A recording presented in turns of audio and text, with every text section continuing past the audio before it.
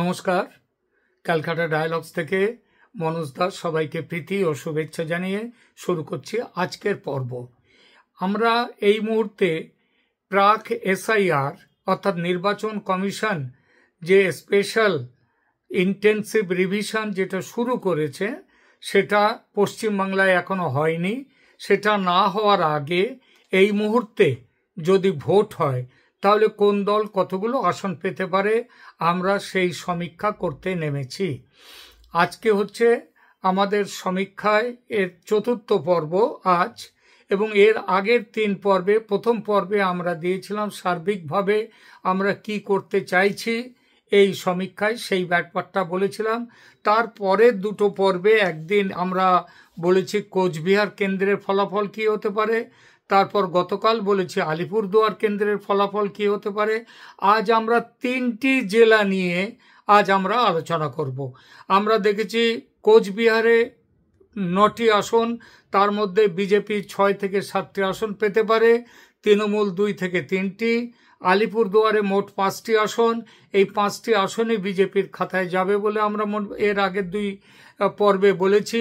অর্থাৎ এ পর্যন্ত মোট 14টি আসনের মধ্যে বিজেপির ভাগে যাচ্ছে 11 থেকে 12টি আসন এবং তৃণমূলের ভাগে যাচ্ছে 2 থেকে 3টি আসন।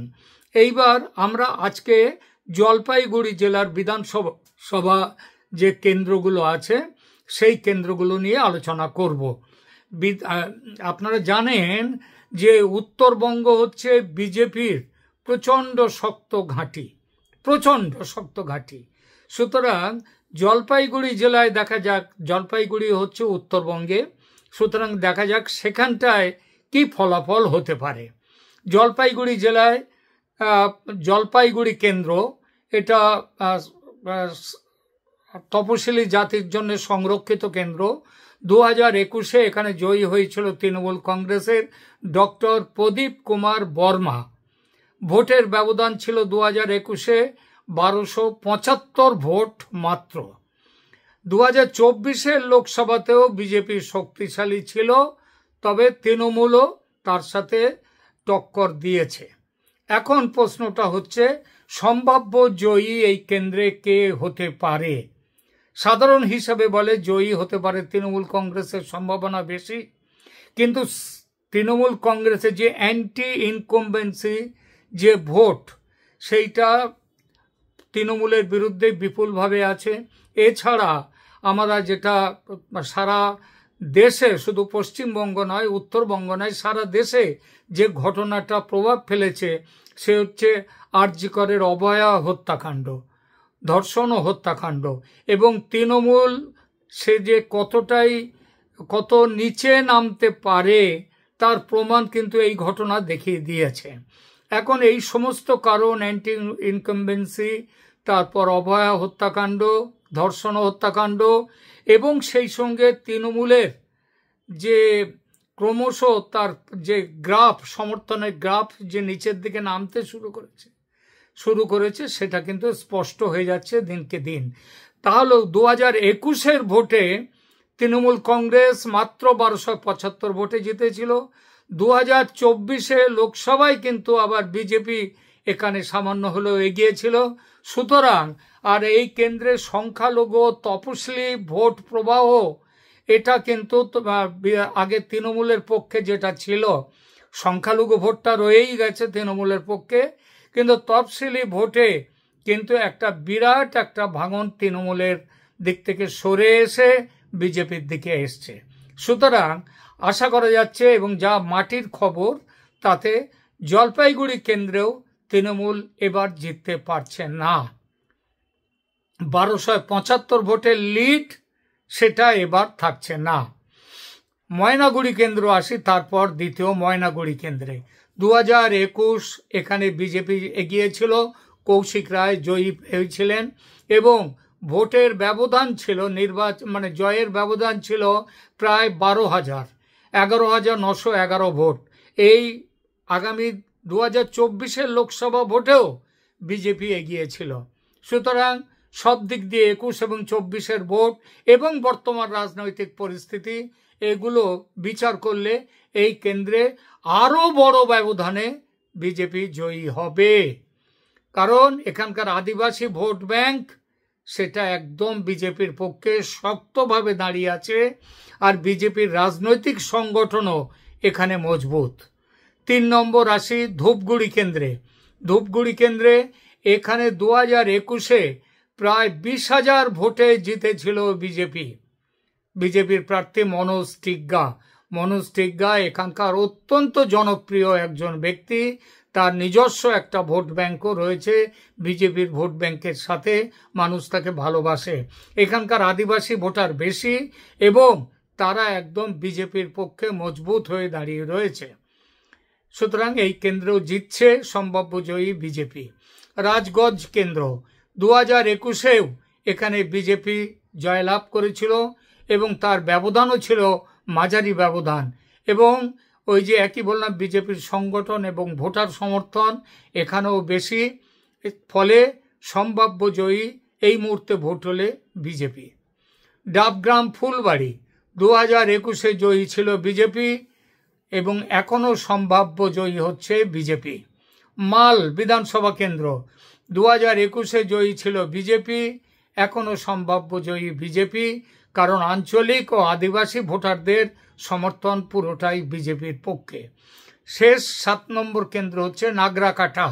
নাগরাকাটাতেও 2021-এ জয়ী হয়েছিল বিজেপি, লোকসভায় তাদের বড়ত ছিল তাদের, এবং সম্ভাব্য জয়ীও বিজেপি, কারণ তৃণমূলের তুলনায় এখানে বিজেপি বেশ কয়েক মাইল এগিয়ে আছে। তাহলে এইবার আমরা এইখানটায় বলি সার্বিক বিশ্লেষণ এবং ব্যবধান কোন কেন্দ্রে কীরকম হতে পারে সেইটা নিয়ে কিছু বলবো।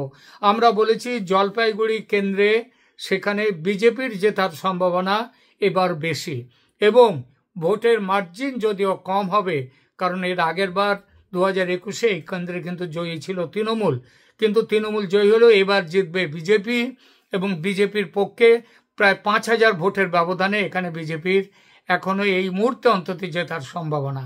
ময়নাগুড়ি কেন্দ্র এখানেও বিজেপি জিতবে এবং এখানকার ভোটের ব্যবধান হবে প্রায় 10,000-এর ওপরে, 15,000-এর মধ্যে। ধূপগুড়ি কেন্দ্র এখানে বিজেপি প্রবলভাবে জিতবে, এটা হচ্ছে শিডিউল ট্রাইব রিজার্ভ সিট, এখানে বিজেপি জিতবে প্রায় 15,000 থেকে 20,000 ভোটের ব্যবধানে আমাদের অনুমান। রাজগঞ্জ কেন্দ্রে বিজেপির জয়লাভের সম্ভাবনা নয়, স্পষ্টভাবে বিজেপি জিতবে এবং 10,000 ভোটের মতো ভোটে জিতবে বিজেপি, 5,000 থেকে 10,000 মার্জিন থাকবে। ডাবগ্রাম ফুলবাড়ি এখানেও বিজেপির জয় হবে, ওই একই মার্জিন 5,000 থেকে 10,000 ভোটে অবশ্যই। এরপরে মাল বিধানসভা কেন্দ্র, এখানে বিজেপির জয়ের সম্ভাবনা 5,000 থেকে 10,000 ভোটে। Nagrakata schedule caste reservation, BJP জিতবে 5,000 থেকে 10,000 ভোটে। এখানে আদিবাসীর জনসংখ্যাও খুব বেশি এবং তারাও বিজেপির সমর্থনে। তাহলে জলপাইগুড়ি সম্পর্কে তাহলে আমরা আমাদের উপসংহার বক্তব্যটা কি? বক্তব্যটা হচ্ছে জলপাইগুড়িতে তৃণমূল স্রেফ জলপাইগুড়ি শহরে, জলপাইগুড়ি কেন্দ্রে কেবল তারা কিছু প্রতিদ্বন্দ্বিতা করবে, কিন্তু 2021-এ যে সামান্য ভোটে জিতেছিল তারা, এবার এবার তারা জিতছে না। এখানে সংখ্যালঘু ভোট তাদের দিকে আছে ঠিকই, এবং সেটা খুব ভালোভাবেই তাদের দিকে থাকবে, কিন্তু এবার এখানে বিজেপির জয়ের সম্ভাবনা বেশি। আর অন্যান্য সমস্ত কেন্দ্রে যে বাকি 6টা কেন্দ্র, সেখানে বিজেপি বেশ শক্ত অবস্থানে আছে, বড় ব্যবধানে এগিয়ে আছে। আদিবাসী এবং তপশিলি ভোট এটা বিজেপির পক্ষে, বিজেপিকে আরো মজবুত করেছে। আর সরকারি প্রকল্প যে তৃণমূল যেটা করেছে, তৃণমূল যার উপরে তৃণমূলের আশা ভরসা খুব, ওই লক্ষ্মীর ভাণ্ডার ইত্যাদি প্রকল্প, এখন এটা দেশের মানুষ জেনে গেছে যে তৃণমূল জিতলেও এই টাকাই থাকবে। তৃণমূল জিতলে যেমন তাদেরকে লক্ষ্মীর ভাণ্ডারে টাকা পাবে, তেমনি বিজেপি জিতলেও হয়তো লক্ষ্মীর ভাণ্ডার হবে না, হবে অন্নপূর্ণা ভাণ্ডার, কিন্তু টাকা তারা পাবেন এবং টাকা আরো বেশি পাবেন। কারণ আপনারা জানেন বিজেপি মহারাষ্ট্রে বিজেপি যেটা চালু করেছে এই লক্ষ্মীর ভাণ্ডারের এই অন্নপূর্ণা ভাণ্ডার এইরকমভাবে যে চালু করেছে প্রকল্প, সেখানে ২৫০০ টাকা করে দেয়া হচ্ছে। পশ্চিমবঙ্গ সরকার এটা দিতে পারবে না। সুতরাং যারা টাকা পাওয়ার জন্য যারা অন্তত এতদিন তৃণমূলকে ভোট দিয়েছেন, তারা খুব ভালোভাবেই জানেন যে টাকা বিজেপি জিতলেও টাকা পাবেন এবং সেই জন্য বিজেপিকে তারা ভোট দেবেন। তাহলে কি দাঁড়াচ্ছে যে জলপাইগুড়ি যে জেলা, সেই জেলার ৭টি কেন্দ্রের মধ্যে ৭টিতেই বিজেপি জিতছে। তাহলে ফল দাঁড়ালো বিজেপির পক্ষে কত? বিজেপির পক্ষে দাঁড়ালো ১৭ থেকে ১৮টি, মোট আসন হচ্ছে ২১টি, তার মধ্যে বিজেপি ১৭ থেকে ১৮, তৃণমূল 3 থেকে 4, না 3 থেকে 4 বিজেপি পেতে পারে।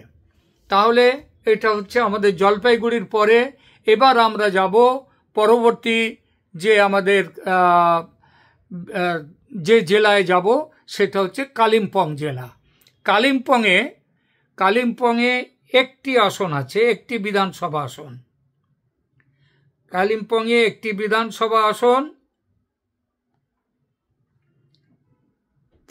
এই কেন্দ্রে গতবার 2021-এর ভোটে নির্বাচিত হয়েছিলেন গোর্খা জনমুক্তি মোর্চার প্রার্থী। গোর্খা জনমুক্তি মোর্চার প্রার্থী গতবার জয়ী হয়েছিলেন, কিন্তু জয়ের মার্জিন কিন্তু খুব কম ছিল। জয়ের মার্জিন ছিল খুবই কম, এবং সেই জন্যে 2024-এর লোকসভা নির্বাচন, এটা দার্জিলিং লোকসভার অন্তর্গত, এবং 2024 সালে এখানে গোর্খা জনমুক্তি মোর্চা ও বিজেপির লড়াই তীব্র ছিল, কিন্তু বিজেপি সামগ্রিক দার্জিলিং লোকসভার জয়লাভ করেছিল, এবং এখানেও বিজেপির খুব সামান্য হলেও মার্জিন ছিল বিজেপির পক্ষে। সুতরাং এই যে কালিম্পং বিধানসভা ক্ষেত্রে এবার গোর্খা জনমুক্তি মোর্চার জয়ের সম্ভাবনা কিন্তু অনেকটাই কমে গেছে। এখানে বিজেপি শক্ত প্রতিদ্বন্দ্বিতা গড়ে তুলেছে, এবং এই কেন্দ্রে কি হতে পারে সেটা এই মুহূর্তে বলা যাচ্ছে না বলে আমরা এই কেন্দ্রের ফলাফল দেখেছি বিজেপির পক্ষেও যেতে পারে, আবার গোর্খা জনমুক্তি মোর্চার পক্ষেও যেতে পারে। এখানে যে 2025 এই সময় যদি ভোট হয়, তাহলে গোর্খা জনমুক্তি মোর্চা এবং বিজেপির মধ্যে প্রতিদ্বন্দ্বিতা হতে পারে। সেই প্রতিদ্বন্দ্বিতায় যে কেউ, আবার বলছি, যে কেউ জিতে যেতে পারেন। এখানে জয়ের মার্জিন খুব বেশি হলে 2 থেকে 3 হাজারের মধ্যে জয়ের মার্জিন হতে পারে। 2021-এ কালিম্পং থেকে জয়ী প্রার্থী এবার জিতবেন এমন কোনো গ্যারান্টি দেয়া যাচ্ছে না। তাহলে এরপরে আমরা যাব দার্জিলিং লোকসভা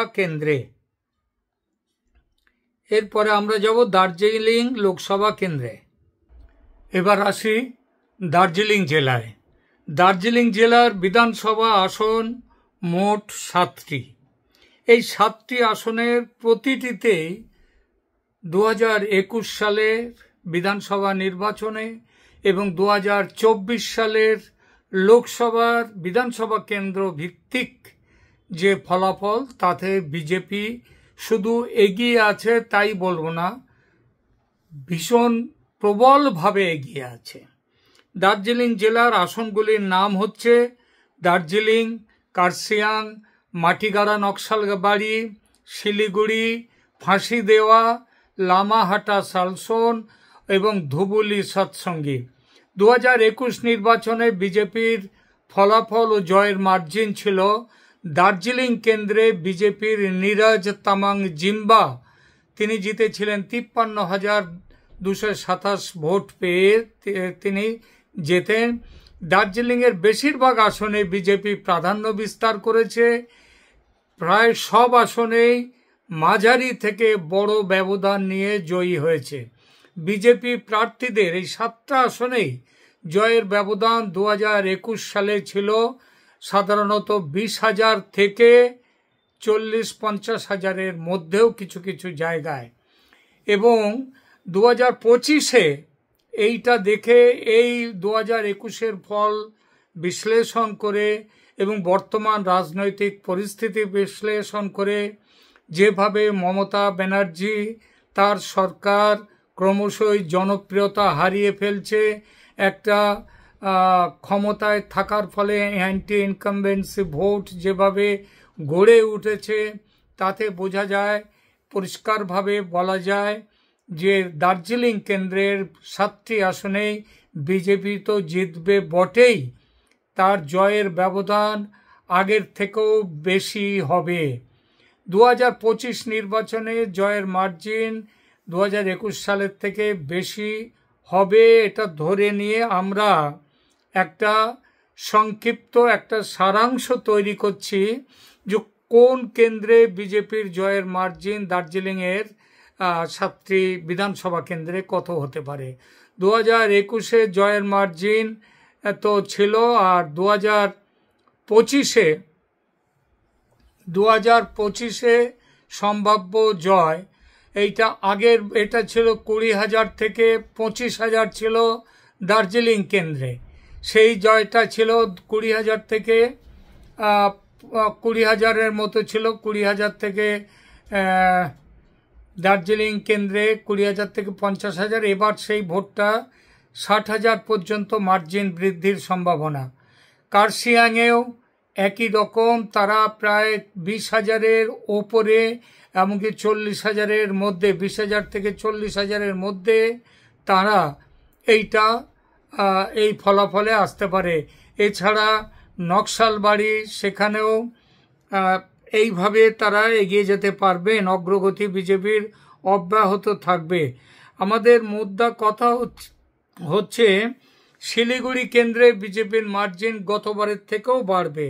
ফাঁসি দেয়া একই অবস্থা, লামাহাটা, সালসন, এই সমস্তগুলো, ধুবুলি, সৎসঙ্গী, প্রত্যেকটি জায়গাতে বিজেপির 2021-এ যে মার্জিন ছিল, এবার তার থেকে সেই মার্জিন বাড়বে, বই কমবে না। একটা কথা এখানে বলে রাখা ভালো, পাহাড়ে বিজেপির দলীয় কোন্দল অনেকটাই কম, সমতলের মতো এতটা কোন্দল নেই পাহাড়ে, এবং বিজেপি ওখানে, আমি প্রায়ই, আমাকে বছরে 1-2বার, আমি 2বার অন্তত আমি উত্তরবঙ্গে ঘুরে আসি, এবং সেখান থেকে আমি দেখেছি যে সাধারণ পাহাড়ি মানুষের মধ্যে বিজেপির প্রতি একটা প্রচণ্ড ভালোবাসা রয়েছে, এবং যে পুরনো চা বাগান বন্ধ করে সেই জায়গাতে রোহিঙ্গাদের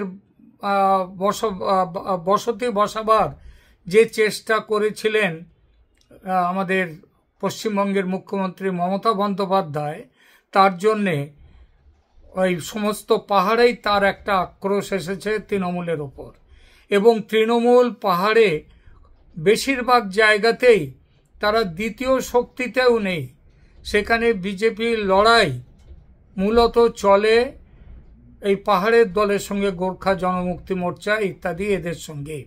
সুতরাং শেষ পর্যন্ত দাঁড়ালো যে দার্জিলিং জেলার 7টি কেন্দ্রেই বিপুলভাবে জিতবে বিজেপি। তাহলে এ পর্যন্ত আমরা উত্তরবঙ্গের 5টি জেলার খবর আপনাদের সামনে দিলাম। এই 5টি জেলাতে মোট আসন 29টি, আর তার মধ্যে তৃণমূল পাচ্ছে খুব বেশি হলে 2 থেকে 4-এর মধ্যে থাকবে তৃণমূলের আসন, তো এইটা ওখানে থাকবে। আর বিজেপি সেখানে থাকছে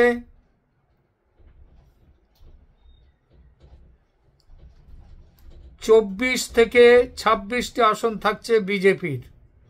আর মানে সম্ভাবনা যেখানে তৃণমূলের থাকছে বললাম যেটা 2 থেকে 4টি আসন, আর গোর্খা জনমুক্তি মোর্চার 0 থেকে 1টি আসন।